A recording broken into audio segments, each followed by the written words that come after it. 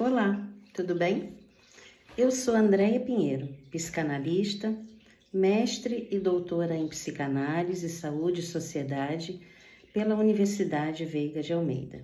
E hoje nós vamos falar sobre solitude ou solidão. Um tema bastante atual, não é mesmo? Mas eu trago aqui para você uma leitura comentada da minha participação, da minha colaboração numa antologia cujo tema é justamente esse: solidão ou solitude. Esse livro consta de vários capítulos com autoria de vários escritores, psicólogos, psicanalistas, filósofos. E o meu capítulo é o de número 3, nesse volume aqui, ó. Solidão ou solitude? A psicologia do estar só. Então vamos lá, vamos acompanhar aqui a leitura comentada. Eu abro o meu capítulo com uma citação de Anna Sui, que diz o seguinte: a solidão é uma ilusão, porque em última instância a gente nunca está sozinho, mas está com a gente mesmo. E o subcapítulo, que eu decidi trazer, colocar aqui, é solidão ou solitude? Uma pergunta, do nascer ao envelhecer. E confesso a vocês que quando eu recebi o convite para participar desse projeto de antologias, eu me senti muito desejosa, digamos assim, de me colocar aqui como uma colega de leitura, de me aproximar de você, leitor, e tentar lhe seduzir num bate-papo com bastante intimidade. E você me permite essa intimidade? Algo pouco provável quando se escreve uma dissertação de mestrado ou então se defende uma tese de doutorado frente a uma banca, já que a linguagem formal de um mestrado ou de um doutorado é exigida como uma condição inegociável. Mas aqui, a nossa proposta nestas páginas e nessa leitura é que a gente consiga estabelecer um diálogo informal e também nada acadêmico. Aqui com vocês, a conversa pode ser outra. Aqui, eu vou me permitir falar de forma clara, descontraída, pois sobre a vida cotidiana é disso que se trata, não é mesmo? É sobre vivências e também muitas experiências. Aqui, a teoria conta, com certeza, pois caso contrário, eu não teria sido convidada a dividir com vocês os meus conhecimentos. Mas o que importa de fato é promover um diálogo entre conhecimento e vivência. E sabem por quê?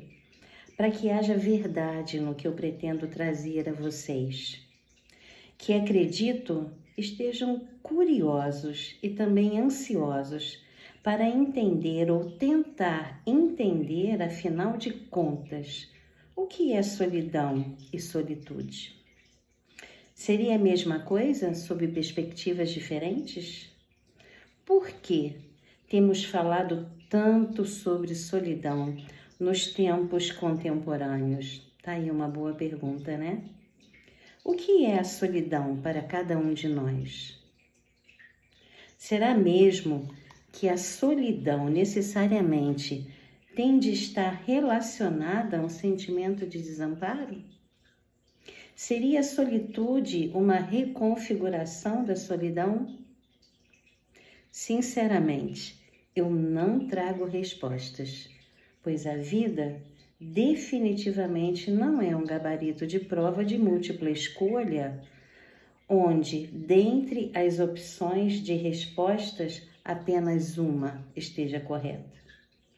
O que eu proponho de fato aqui são reflexões, muitas reflexões. Se você topa esse desafio, Vamos juntos embarcar nessa viagem. Eu tenho lido muito sobre solidão e solitude nos últimos tempos, e talvez até por conta da idade. Uma mulher, aos seus 59 anos, menopausada, acaba então por esbarrar, ou por que não dizer trombar de frente, com a questão da tão dita solidão, pois o tempo e a transitoriedade da vida acabam por nos colocar diante de uma solidão muito subjetiva. Mas eu preciso deixar bem claro que falo aqui sobre a minha experiência e não tenho a menor pretensão, acreditem, de dizer que toda mulher aos 59 anos e menopausada sinta da mesma forma o que eu trago aqui. Confesso que mesmo tendo ouvido de muitos escritores que essa coisa de solitude não passa de um jargão ou até mesmo um modismo cafona, não é o que andam dizendo por aí? Para mim, enquanto escritora e pesquisadora, a palavra solitude faz muito sentido. Penso que solitude seja uma oportunidade da gente conseguir ressignificar a sensação de desamparo que a palavra solidão possa nos trazer. Talvez também possamos considerar que seja um isolar-se voluntariamente, um voltar-se para si, uma constante aprendizagem em fazer de sua própria presença, então, uma excelente companhia. Dias atrás, eu esbarrei num post do Instagram de um autor desconhecido que dizia exatamente isso que eu vou escrever abaixo, aliás, que eu vou ler para vocês sobre a solitude. Então, eu decidi compartilhar. E dizia o seguinte: solitude é quando você aprende a amar a sua companhia. É quando você entende que não há nada de errado em estar sozinho. É quando você se completa, pois o que importa antes de estar bem com os outros é estar bem consigo mesmo. E eu adorei. Achei bem sucinto, objetivo, mas que traduz muito do que eu queria trazer para vocês. Mas vamos abrir parênteses aqui sobre esse pequeno texto. Principalmente no que se refere ao se completar. É preciso deixar bem claro que não há completude de fato. O que há é uma sensação temporária e também ilusória de tamponamento da falta. O sujeito, eu, você, nós vivemos às voltas em preencher esses buraquinhos simbólicos para evitar o desprazer, ou ao menos tentar evitar o desprazer, num movimento que é muito constante e também cíclico, pois logo depois da ilusão do preenchimento da falta, ele cai novamente no vazio. Isso é sobre sermos humanos, e que bom que seja assim, pois essa busca, ela acaba nos levando a movimento, nos tira da inércia, nos desloca do perigoso lugar da tal satisfação que pode, enfim, nos paralisar. O autor Mário Sérgio Cortella, um educador e filósofo contemporâneo, ele traz uma frase importante no seu livro Provocações Filosóficas. Ele traz uma máxima de Guimarães Rosa ao dizer que o animal satisfeito dorme, ou seja, que essa suposta satisfação ela possa nos colocar num lugar de adormecimento diante da vida. E, diferente dos animais irracionais, para nós humanos, esse adormecimento possa ser uma sentença de morte. Desta forma, a inquietação ela é muito bem-vinda. Se inquieta quem tem desejo. Para além desta consideração, o texto de autor desconhecido que eu acabei de ler para vocês conversa com o recorte do livro da autora Ana Sui, que trago logo no início da minha escrita, quando ela diz que solidão não passa de uma ilusão, pois em última instância estamos sempre conosco. Talvez seja essa uma das grandes questões. Será que nos damos conta de que sempre estaremos conosco? Essa, a meu ver, é a proposta de pensarmos solitude como uma estratégia de reconhecimento da nossa própria companhia. E por que não? Vale dizer que a solidão é uma experiência inerente à espécie humana. O sentimento de solidão nos remete a um estado de desamparo infantil, uma sensação que nos faz voltar à cena primária, onde o bebê precisa ser cuidado, amparado e também investido para conseguir sobreviver. E, de certa maneira, o que nós fazemos? Seguimos repetindo essa busca durante toda a nossa vida, sempre tentando retornar ao seio da mãe em busca do prazer do acolhimento e da sensação de cuidado e amparo. Freud, o pai da psicanálise, ele descreveu a solidão como um dos 4 tipos de angústia básica que todos nós experimentamos, juntamente com a angústia da morte e da perda do amor. Aqui, as palavras morte e perda podem nos dar a dimensão de que a solidão possa significar para cada sujeito e o quão impactante e desafiador seja para cada um de nós manejá-la. Manejar a solidão é um grande desafio, mas uma experiência singular, única para cada sujeito.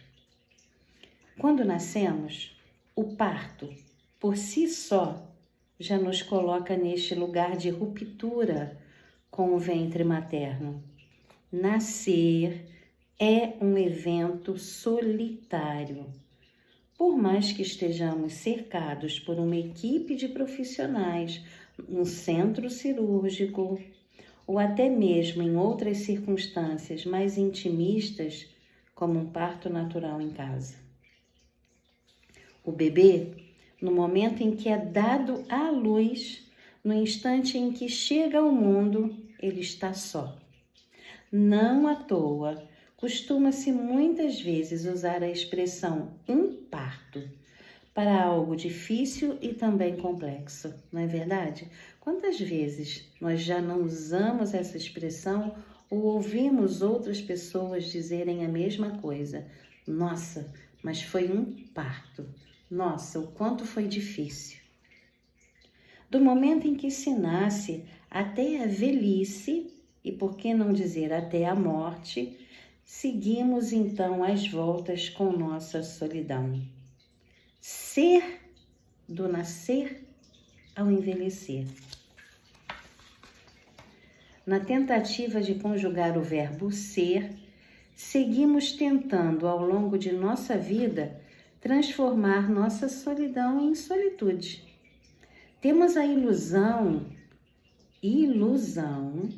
de conseguir diminuir a angústia da solidão, nos aproximando dos excessos. E um desses excessos é pensar que em meio a uma multidão não nos sentiremos sós. Ledo engano. Me lembro de uma experiência pessoal que eu vivi há muitos anos e trago aqui para dividir com vocês. Onde no imenso pavilhão de eventos, cercada de muitos amigos e de uma multidão de pessoas que estavam ali para apreciar o show de um cantor famoso, eu, atravessada pelas minhas dores, porque estava passando por um momento difícil em minha vida, eu desabo a chorar. E nesse instante, cercada de pessoas, eu me senti imensamente solitária. Nem mesmo as milhares de pessoas que estavam ali deram conta de amenizar a minha sensação de desamparo, de recobrir a minha falta, porque a solidão que eu sentia, ela estava em mim. Eu me sentia sozinha em mim, me sentia vazia, vivendo o luto de minhas perdas naquela época. Lembro quando em alguns parágrafos atrás, em alguns comentários atrás, eu trouxe as considerações de Freud, o pai da psicanálise, ao dizer que a solidão se equipara à angústia de morte e à perda do amor. Então, eu estava às voltas com isto, tentando elaborar a perda de um grande amor, e me sentia completamente só, mesmo cercada por uma multidão. Nós costumamos tentar suprir nossos vazios, a nossa solidão da vida com excessos, muitos excessos. E os excessos transbordam, não é mesmo? Muito consumismo, muita comida, muitos vícios, muita gente, muito tudo. Excessos que acabam transbordando e que no final das contas não conseguem suprir absolutamente nada, apenas dão a ilusão de preenchimento que, por ser ilusório, se esvai. Não se sustenta porque não é genuíno, não é verdadeiro. É apenas uma ilusão. Talvez seja essa a pegada de pensarmos solitude como uma possibilidade de criarmos condições e também estratégias e de lidar com nossa solidão de uma forma mais criativa, elaborada, dialogando sempre com os nossos desejos. Eu simpatizo muito com a ideia de que a solitude seja um autocuidado, uma forma de nos priorizarmos e principalmente de ficarmos atentos à manutenção da nossa saúde emocional. Em tempos de excessos, priorizar-se é condição fundamental para nos mantermos minimamente saudáveis, já que o todo é pura ilusão. É muito mais sobre pensarmos qualidade do que quantidade. O que a transitoriedade da vida, as metamorfoses pelas quais atravessamos durante toda a nossa vida, o que elas nos provocam? O que essa transitoriedade, essas metamorfoses nos provocam? Você já tinha parado para pensar nisso? Caminhar na direção do envelhecer pode nos trazer muitos desconfortos, pois é uma questão da qual não podemos fugir. Não podemos. Mas podemos ressignificar, fazer diferente, tanto em conceito como em atitudes. Solitude pode ser exatamente isto, um conceito complexo e profundamente pessoal. Para alguns, representa um refúgio tranquilo, uma chance de refletir e carregar, ou seja, recarregar as energias. Encontrar-se em si para tentar dar conta das inúmeras intempéries que encontramos ao longo da nossa vida. E para você, o que é solidão e o que é solitude? Vamos pensar juntos? Bom, essa é a mensagem que eu queria trazer para vocês dessa leitura e deixar, sim, sempre uma proposta de reflexão. e até uma próxima leitura comentada ou um próximo vídeo. Um abraço para todos.